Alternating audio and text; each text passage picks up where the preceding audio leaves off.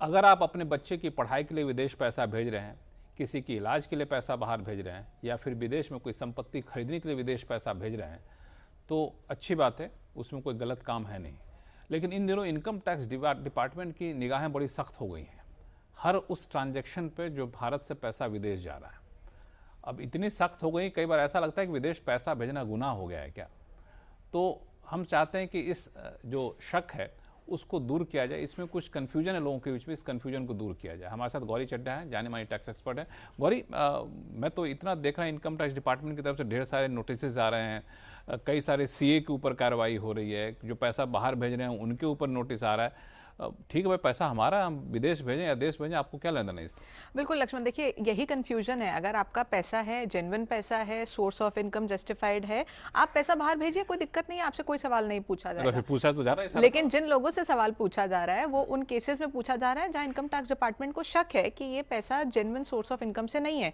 For example, आपने income tax return तो hardly किसी अमाउंट की भरी है, या आपने रिटर्न ही नहीं फाइल की है और आप बहुत एक बड़ी रकम बाहर भेज रहे हैं, तो सरकार आपसे पूछेगी कि ये पैसा कहाँ से आया, आप देश से बाहर पैसा भेज रहे हैं। और इसी में जो प्रोफेशनल चार्टर्ड अकाउंटेंट ने अटेस्ट किया कि हमने ये सब कुछ वेरीफाई कर लिया है, उनसे भी सवाल पूछा जा रहा है कि आपने कैसे कर दिया। मतलब विदेश पैसा भेजना गुनाह नहीं है? बिल्कुल नहीं। आप कितना भी पैसा बाहर भेजिए, जेन्युइन होना चाहिए। आप सब आरबीआई की लिमिट है $250,000 की, उसके ऊपर परमिशन लेनी होती है, लेकिन उसके नीचे का अमाउंट आप फ्रीली बाहर भेजिए, आपका पैसा है, बिल्कुल भेजिए। अच्छा, कैसे भेज सकते हैं? बिल्कुल ऑनलाइन ट्रांजैक्शन करते हैं? बैंक ट्रांसफर करता है आपके बाहर के बैंक में, या सपोज करिए कोई पेरेंट अपने बच्चे को भेजना चाह रहा है, या आप खुद के लिए बाहर पैसा भेजना चाह रहे हैं, बैंक टू बैंक ट्रांसफर होता है, डॉक्यूमेंट्स लिए जाते हैं, बहुत आसानी से भेजा जा सकता है, कोई दिक्कत नहीं है। लेकिन अगर सोर्स जेन्युइन नहीं है, तो ये जो एंटिटीज हैं जिनको नोटिस आया, या जो चार्टर्ड अकाउंटेंट्स हैं जिनको जो अभी स्कैनर में हैं, वहां पे ये देखा गया कि ये entities kind of shell companies थी, यहाँ कोई बिजनेस नहीं हो रहा था। क्या करते थे लोग?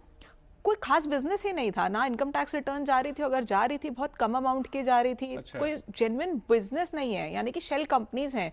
तो इनकम टैक्स डिपार्टमेंट बना ली और उससे पैसा बाहर भेज रहे थे। बिल्कुल, जबकि उस कंपनी को उतनी आमदनी थी नहीं जितना कि वो पैसा बाहर भेज रहे थे। तो अगर इनकम है जेन्युइन, तो डर की कोई बात ही नहीं है। ठीक है ना, अगर पैसा है हमारे पास, हमारे जेन्युइन कमाई है, सैलरी से कमाई है, प्रॉपर्टी बेच के कमाई है, जैसे भी आया, हमने इनकम टैक्स को बताया कि ये पैसा है भाई, हम जो है। अच्छा, मान लिया जाए हमने करंट फाइनेंशियल ईयर में, मिसाल के तौर पर करंट फाइनेंशियल ईयर में हमने कोई प्रॉपर्टी बेची और वो जो पैसा आया हम उसको विदेश भेज दिए, तो इनकम टैक्स डिपार्टमेंट को तो बता पाए नहीं हम? नहीं, इनकम टैक्स डिपार्टमेंट को सब पता है। कैसे पता है? सबसे पहले तो आपने जो प्रॉपर्टी बेची वो रिपोर्ट हुई आपके पैन में। हाँ। दूसरा, आपने इनकम टैक्स रिटर्न भरी, उसमें आपने रिपोर्ट किया। मान लीजिए रिटर्न तो आपने बाद में भी भरी, लेकिन जब बैंक इसको ट्रांसफर करता है पैसे को बाहर, तो आपसे पूछा जाता है इसका सोर्स क्या है, वो फॉर्म में लिखना होता है। और जो सीए सर्टिफिकेट आपको देता है उसमें भी वो सोर्स लिखा जाता है, उसका और किस पर्पस के लिए जा रहा है उसका पर्पस कोड भी लिखा जाता है। तो बैंक आपसे सारी इंफॉर्मेशन लेता है और इनकम टैक्स डिपार्टमेंट के पास ये सारी इंफॉर्मेशन होती है। अच्छा, सीए बीच में क्यों आ जाता है? हम तो पैसा, हमारा पैसा बाहर भेज, सीए से हमें जरूरत पड़ती है कि फिर बैंक बोलता करने की? बिना सीए के फॉर्म के ये पैसा बाहर नहीं जा सकता। अच्छा। ये एक इनकम टैक्स डिपार्टमेंट की तरफ से एक सॉलिड चेक है कि एक प्रोफेशनल ने अटेस्ट कर दिया, सब कुछ वेरीफाई कर दिया कि ये पैसा जेन्युइन है और आप इसको बाहर भेज सकते हैं। मतलब कि टैक्स पेयर लेफ्ट राइट कर सकता है, सीए नहीं कर सकता? सीए नहीं कर सकता। सीए की मेंबरशिप पे बात आ जाएगी, लेकिन हालांकि अभी 36 चार्टर्ड अकाउंटेंट्स ऐसे हैं जो स्कैनर में हैं, ये पता लगेगा कि कहाँ दिक्कत हुई, क्या हुआ। अच्छा, चूंकि आप सीए भी हैं और चूंकि सीए भी इसमें इस इनकम टैक्स डिपार्टमेंट के नोटिस के दायरे में आ गए हैं, तो बहुत सारे यंग सीए होंगे, तो उनको आप क्या एडवाइस करना चाहिए, क्या करना चाहिए जब ऐसे सर्टिफिकेट देते हैं? अब इसमें इंटरेस्टिंग बात यह है कि जो जितना मैंने पढ़ा कि जो चार्टर्ड अकाउंटेंट्स हैं जिनको नोटिस आया, ये वो हैं जिन्होंने बल्क में फॉर्म्स इशू किए। अच्छा। अब आप सोचिए आपके पास इतने सारे लोग कैसे आ रहे हैं सडनली फॉरेन रेमिटेंस के लिए, और यहाँ मुझे लगता है शक हुआ इनकम टैक्स डिपार्टमेंट को। तो अगर आप as a chartered accountant genuine forms issue कर रहे हैं, आपके पास जेन्युइन क्लाइंट है जिनको आप पर्सनली भी शायद जानते हैं, आपने उनके सारे डॉक्यूमेंट्स वेरीफाई किए हैं, ड्यू डिलिजेंस रखी है, तो चार्टर्ड अकाउंटेंट्स को भी डरने की कोई जरूरत नहीं। अच्छा, एक चीज और आपने बातचीत में कही कि एक लिमिट है, उस लिमिट तक भेजेंगे तो कोई दिक्कत नहीं है, लिमिट से ज्यादा भेजेंगे तो आरबीआई से पूछना होगा, वो क्या माजरा है? वो एक अलग मुद्दा है। आरबीआई की लिमिट है $2.5 लाख की, $2.5 लाख एक साल में भेज सकते हैं आप बाहर। ठीक है। उसमें आपसे आरबीआई की परमिशन की जरूरत नहीं है। अच्छा। अगर उसके ऊपर भेजेंगे तो आरबीआई की परमिशन और उसमें ऑब्वियसली डॉक्यूमेंटेशन थोड़ी सी ज़्यादा होती है, बट अदरवाइज आप जितना भी पैसा बाहर भेज रहे हैं उसमें कोई वैसे लिमिट नहीं है कि आप इससे ज़्यादा भेजेंगे तो नोटिस आ जाएगा, ऐसा कुछ नहीं है।